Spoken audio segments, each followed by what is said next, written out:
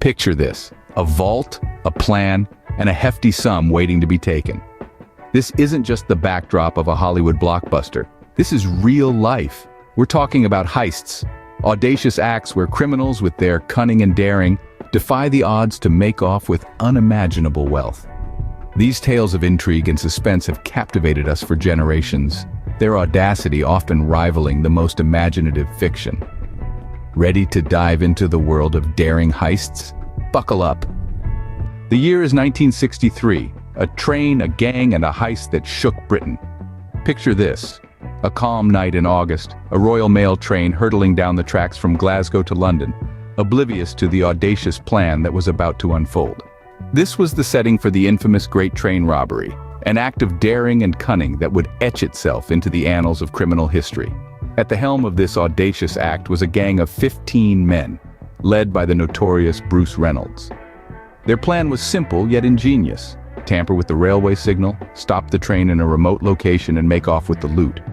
And oh, what a loot it was. The train was carrying banknotes worth £2.6 million, a staggering sum in those days, equivalent to over £50 million today.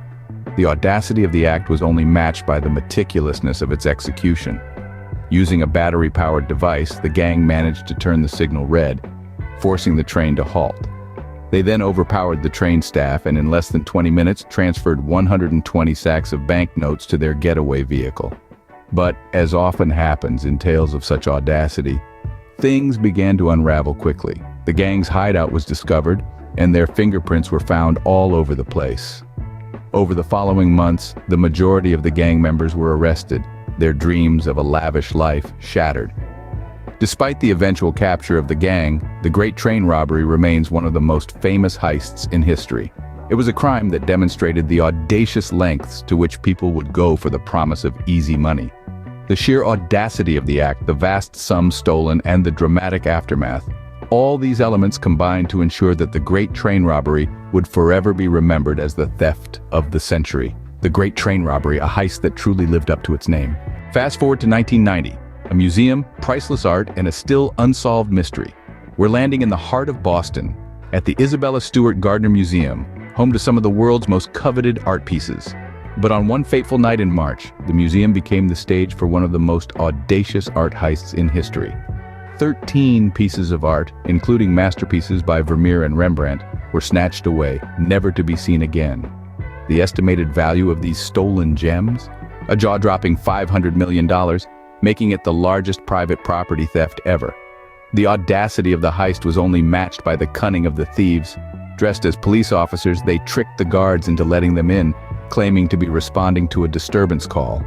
Once inside, they tied up the guards and had free reign of the museum for a whole 81 minutes. Can you imagine that? Walking through the quiet halls of a museum, selecting your loot from the priceless treasures around you.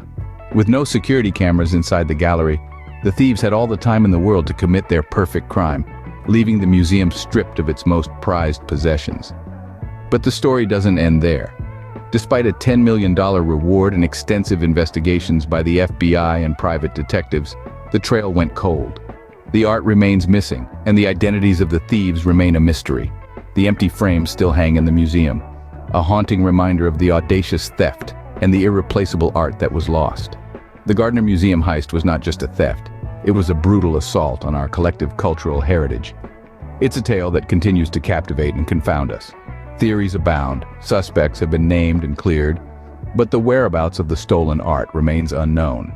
The Gardner Museum heist, a mystery that remains unsolved to this day. Now, let's take you to 2003. A vault, a mastermind, and a dazzling loot. In the heart of Antwerp, Belgium, a city world-renowned for its diamond trade, a plan so audacious, so meticulous, was taking shape. The target? None other than the Antwerp Diamond Center.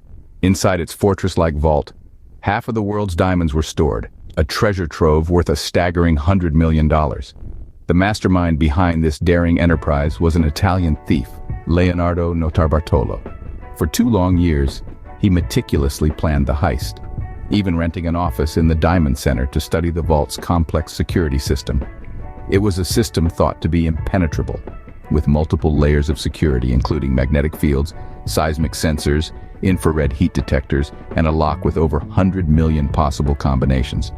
But in February 2003, Notarbartolo and his gang of thieves, known as the School of Turin, managed to overcome them all. They entered the vault and left with over 120,000 carats of diamonds, gold, and other precious stones, all unnoticed. The heist was so clean, so seamless, that it wasn't until the following Monday that the theft was discovered. However, the brilliance of the heist was matched only by the blunders that followed. Notarbartolo was caught when he tried to dispose of the evidence by throwing it into a distant river. But a local farmer discovered the bag and alerted the police. Inside, they found a partially eaten sandwich which, through DNA testing, led them directly to Notarbartolo. Despite his capture, the diamonds from the Antwerp heist have never been recovered, forever lost or perhaps carefully hidden away. Notarbartolo, maintaining his enigmatic charm, insists that he was framed, that the heist was a job inside the diamond center itself. Regardless of the truth, the Antwerp diamond heist remains an iconic moment in criminal history, a testament to human audacity, cunning, and the irresistible allure of the dazzling. The Antwerp diamond heist, a dazzling display of audacity.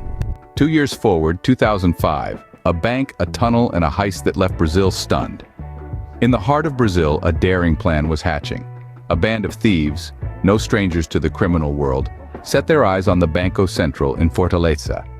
They were not just planning a simple break-in. No, their plan was as audacious as it was brilliant. They intended to dig a tunnel leading straight into the bank's vault. The plot was straight out of a Hollywood script, but this was no movie. The thieves rented a property and posed as a landscaping company. For 3 months, they toiled under the guise of their fake business, digging a tunnel spanning 78 meters in length, from their rented property to the Banco Central's vault. The tunnel, a masterpiece of criminal engineering, was complete with lighting and even an air conditioning system.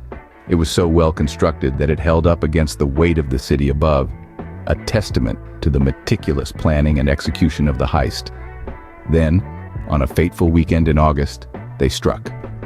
The robbers navigated their underground passage, broke into the vault, and made off with a staggering 3.5 tons of Brazilian real notes, amounting to roughly $70 million. The heist was a masterpiece, a modern marvel of criminal audacity and ingenuity. Yet, like all great heist stories, it did not end with the thieves sipping cocktails on a beach. The sheer scale of the theft attracted the attention of authorities far and wide. It wasn't long before the police caught up with some of the gang members. A few were captured, but the majority of the stolen money was never recovered. The Banco Central burglary was a stark reminder of the audacity of thieves and the lengths they will go to in their pursuit of riches. It was a heist that not only left Brazil stunned, but also the rest of the world, as they watched the audacious theft unfold. The Banco Central burglary, a modern-day echo of the Great Train Robbery. From trains to museums, vaults to banks, these heists have left an indelible mark on history. They've shown us that the audacity to dream big, coupled with meticulous planning, can lead to some of the most audacious thefts ever witnessed. The Great Train Robbery of 1963, for instance, was a testament to the audacity of its perpetrators. They dared to stop a running train only to escape with a fortune in cash. It was a heist that would be remembered as the theft of the century. Then, the Isabella Stewart Gardner Museum heist of 1990 demonstrated the importance of meticulous planning. The thieves, disguised as police officers, managed to steal priceless artworks, leaving authorities baffled and the world in awe. The Antwerp diamond heist of 2003, known as the Heist of the Millennium, showed us that even the most secure vaults can be breached. It was a heist that shook the diamond industry to its core. And the Banco Central burglary in 2005, often referred to as the modern-day Great Train Robbery, was a prime example of how audacious plans can result in staggering thefts. Each of these heists had one thing in common: the thrill of the chase. The adrenaline rush, the danger, and the potential rewards made them irresistible to those who dared to dream. Until next time, keep your eyes peeled and your vaults locked. You never know where the next big heist might be.